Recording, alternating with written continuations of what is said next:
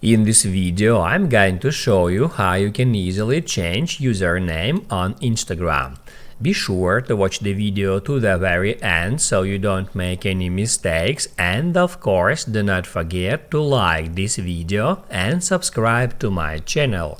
So let's get started, and first off, open up Instagram app and then go to your profile.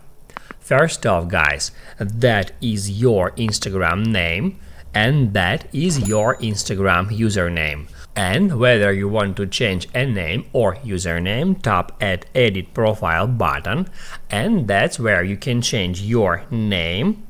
Just tap on it and then write down here anything you want. After that, do not forget to hit Add Done. Keep in mind that you can only change your name twice within 14 days. If you want to change your username, tap at Username, and on that step you will be able to edit your username. You can remove the existing and then you can